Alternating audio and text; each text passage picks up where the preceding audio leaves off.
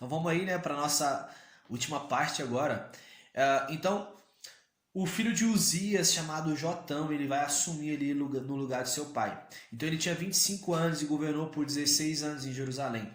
Ele construiu cidades, ele reparou a muralha da cidade, ele derrotou os amonitas e, né, quando ele morre, seu filho Acaz vai assumir em seu lugar. Agora Acaz, ele tinha 29 anos, ele reinou por 16 anos também aqui em Jerusalém. Ele mandou construir ídolos e imagens fundidas, sacrificou ali seus próprios filhos no fogo.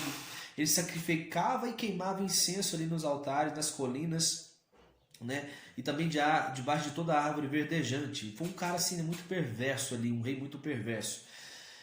Os sírios então o derrotou e levou vários cativos ali para Damasco, né? Então nós já temos aqui até um primeiro ali, né, cativeiro, vamos dizer assim, né? O pessoal aqui então, ele acabou sendo levado ali para Damasco como prisioneiros. E Israel depois ele vai infligir grande derrota a Acaz. Ou seja, o reino de Israel agora, né, o seu povo irmão ali vai derrotar ali Acaz, que era o rei ali de Judá. Então, um dia, Peca, que era um outro rei ali que tinha assumido, um rei em Israel, ele vai, né, matar 120 mil soldados de Judá. E nessa batalha que eles fizeram, né, eles vão agora levar 200 mil pessoas presas de Judá para Samaria. Acontece que no meio do caminho, quando ele está levando ali, né, o povo de Judá cativo para Israel, né, na sua capital ali, Samaria, um profeta chamado Obed, ele chega e vai dizer assim, olha, esse povo é um povo irmão de vocês. Da mesma forma que vocês pecaram, né, eles também pecaram, então não é justo vocês levarem eles prisioneiros, né? E alguns homens então ali, eles se levantaram e disseram, né, que eles realmente, né, iam obedecer a palavra daquele profeta, e alguns homens então começaram a ajudar então ali o povo de Judá com mantimentos, né, água, para eles poderem retornar ali para suas terras, né, e deixaram de levá-los ali prisioneiros. Depois desses eventos, né, no outro cenário aqui, Acaz ele vai pedir socorro ao rei da Assíria, porque os filisteus haviam invadido Judá. Então agora, o rei da Assíria, ele causou ali, né, vários danos. Ao invés de ajudar ali Acaz tinha dado presentes ali para ele, mas ao invés de ajudar, o rei da Síria ele vai causar danos ali, né, no reino ali de Judá, né? E depois de tudo isso, Acaz agora ele vai se tornar ainda mais infiel ao Senhor, ele vai ficar muito revoltado, né? Já era infiel, agora ainda ficou mais ainda. Então ele ofereceu sacrifícios aos deuses da Assíria, pois ele estava vendo que os deuses da Assíria é que estavam conseguindo, né, realizar vitórias. Então ele não estava focado em Deus, ele estava focado em conseguir, em conquistar. Independente de qual Deus que fosse, para ele tanto faz. Ele quebrou os utensílios da casa do Senhor e fechou as portas do templo, ou seja, não havia mais adoração ali em Jerusalém. Esse homem fecha as portas do templo, quebra os utensílios, ele foi realmente assim, né, teve atitudes perversas ali diante do Senhor.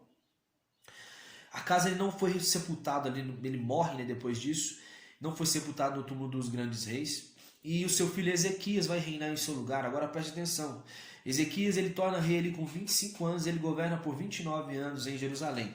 No primeiro ano do seu reinado ele já vai mandar abrir ali as portas do templo. Ele já entendia que isso era importante ali no reinado dele. E ele trouxe ali sacerdotes e levitas para poder ministrar no templo. Ele explica, né, fazendo uma oração, que os seus antepassados pecaram, né, mas que agora ele queria fazer uma aliança com o Senhor. Então, né, ele pega ali toda a impureza e leva para depositar no Vale de Cedron. Ele faz uma purificação ali toda no templo, faz uma purificação ali em Jerusalém também. Eles fizeram 16 dias, os levitas, 16 dias de purificação ali, restaurando os utensílios na casa do Senhor. Na manhã seguinte, né, do 16º dia, já no 17º, agora ele vai convocar os líderes e ele vai oferecer sacrifício pelos pecados ali do povo. Então eles trouxeram também o bode expiatório, né, para oferta pelos pecados. Enquanto isso os levitas eles louvavam e sacrificavam. Todo o povo trouxe oferta. Assim foi restabelecido o culto, né, religioso ali em Jerusalém. Ezequias agora vai fazer uma outra coisa. Ele vai restabelecer ali a Páscoa também, comemorar a Páscoa. Então ele chamou ali o povo de Judá, né, de Efraim, chamou o povo de Israel, chamou todo mundo Pensa agora ele está chamando também o reino de Israel para poder estar comemorando. Ezequias era rei de Judá. Ele está também chamando todo o povo para comemorar ali a Páscoa. Então, houve um atraso, porque até todo mundo se deslocar ali, né, demorava, e outro, tinha alguns sacerdotes que eles não estavam puros, então eles tinham que passar pelo período de purificação. Eles enviaram, né, também cartas a Judá e Israel para eles se arrependerem e voltarem a Deus. Então, alguns, prestem atenção nisso, alguns de Efraim, Manassés e Zebulon, eles começaram a rir dos mensageiros. Tipo, olha, que comemorar Páscoa, véio? Que tem a ver isso? Pelo amor de Deus. E muitos deles não foram, só que alguns homens foram. E a Bíblia faz questão de deixar registrado que alguns negaram. Mas alguns ali eles foram, né? Alguns negaram e ridicularizavam. Então, Deus ele vai colocar um senso de unidade ali no coração do povo, né? Para eles destruírem ali os altares pagãos em Jerusalém e estarem ali reunidos para poder comemorar a Páscoa. Havia ali muitos, né, que não estavam purificados, então... mas ainda eles comemoravam a Páscoa, e Ezequias ele orou por eles, né, para que Deus os purificasse, Deus tivesse misericórdia ali deles. Desde o tempo de Salomão não houve, né, um tipo de comemoração como essa, né, em Jerusalém. Então Ezequias ele começou a restabelecer ali todas as coisas. Eles derrubaram os altares idólatras. Então os levitas agora eles vão fazer ali, né, serviços religiosos. Ezequias ele fornecia holocaustos dos seus próprios bens pessoais, não era da casa do tesouro, era do seu próprio bem pessoal ali. O povo também começou a trazer ofertas. O sumo sacerdote Azarias, então ele disse assim, ó, desde que o povo começou a trazer essas ofertas, não falta nada aqui na casa do Senhor, ainda tem muito, sabe, ainda está sobrando. Então Ezequias ele obedeceu a Torá, buscou a Deus e trabalhou de todo o coração e ele prosperou. Então agora vai acontecer que depois de toda essa prosperidade aqui de Ezequias, vai vir um rei ali da Assíria chamado Senaqueribe. E ele vai sitiar ali agora Jerusalém.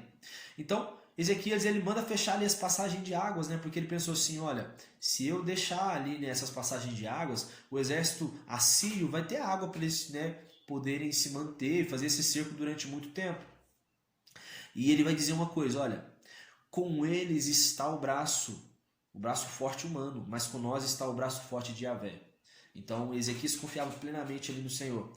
E aí Senaqueribe ele vai mandar ali os seus mensageiros, né, se eu não me engano são Rabizaque, que é ali o seu comandante, e eles começam ali a falar com o povo, né, ali no muro, começa a dizer que, olha, Ezequias não vai salvar vocês, o Deus de vocês não está com Ezequias, e oferece ainda, né, mantimentos, lavouras, para eles poderem ir para os israelitas, ali, o povo judeu, ir para a Síria. Então, ali, né, diante disso, aí não está registrado aqui, mas no livro dos reis registra que até o povo começou a pedir para que esse comandante ele falasse, né, falasse em aramaico, não falasse em hebraico para o povo não entender. Mas eles fizeram questão de dizer assim, olha, a gente quer causar pânico mesmo no povo de vocês, né, estamos sitiando aqui, vamos tomar tudo. Então Ezequias, diante disso, ele vai chamar o profeta Isaías, e eles vão ao templo e começam a orar. E a Bíblia vai dizer que depois um anjo do Senhor ele vem e derrota todo o exército ali assírio. Mas Senaqueribe ele vai escapar, que era o rei da Síria. No entanto, um dia os seus próprios filhos, né, pegaram e mataram ele à espada.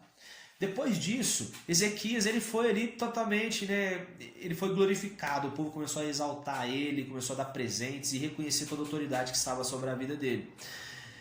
Ezequias então ele vai ficar enfermo, e depois, né, tem a história, Isaías dá essa notícia para ele pede ali, né, para Deus ter misericórdia dele, Deus consegue mais 15 anos ali para Ezequias, só que depois disso Ezequias ele ficou orgulhoso, e ele, depois da visita dos embaixadores da Babilônia que eles fizeram ali, eles vão dizer, olha, né, gostaram demais do reino ali de Ezequias mostra tudo ali para eles, e Isaías vai dizer, olha, os seus filhos vão ser eunucos na Babilônia.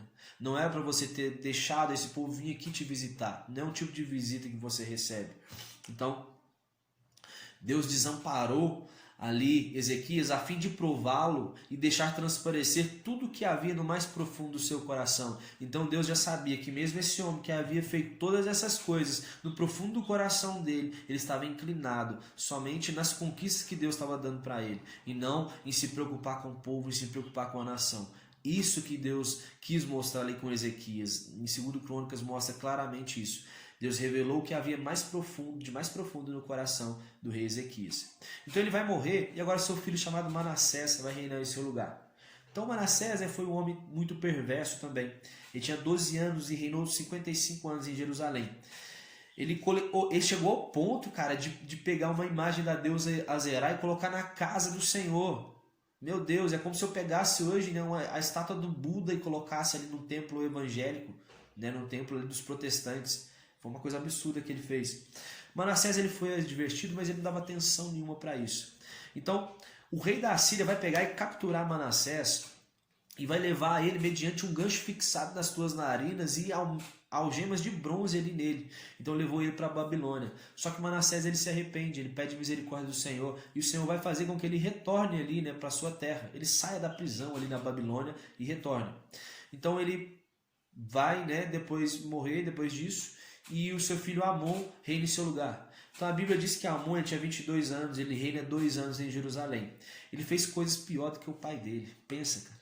Manassés fez coisas horríveis ali, além de ter instituído a idolatria, banhado as ruas de Jerusalém com sangue, né? Então agora o seu filho Amon fez pior do que ele. Acontece que seus próprios oficiais, né, conspiraram ali contra Amon, agora eu dizendo. Os próprios filhos de Amon conspiraram contra os oficiais, melhor dizendo. Os oficiais de Amon conspiraram contra ele, né, e o assassinaram nas dependências do palácio. O povo da terra então matou todos que conspiraram contra Amon. O povo tem compaixão dele. Então, o filho de Amon, chamado Josias, vai reinar em seu lugar. E agora, esse homem aqui foi um grande homem de Deus. Ele tinha 8 anos de idade, ele governou 31 anos em Jerusalém.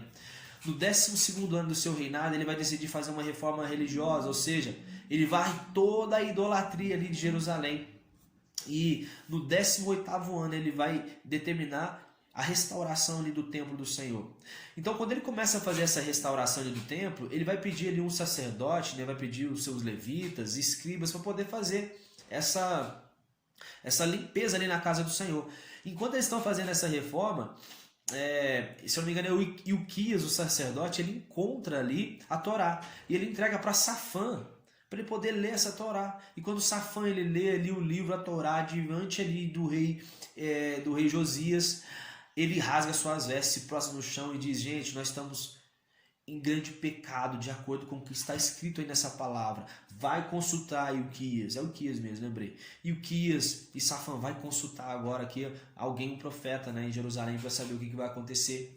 E eles vão até ali nas partes baixas de Jerusalém, né, consultar a profetisa Hulda. E a profetisa Hulda agora ela vai dizer: olha, grande mal destruição vai vir sobre a nação, mas contudo Deus ouviu as suas orações. Rei Josias, diga isso para ele, que Deus ouviu a oração dele e ele não vai passar por essa destruição. Então Josias ele convoca ali as autoridades de Judá e Jerusalém e eles fizeram um pacto então de obedecer ali a Deus.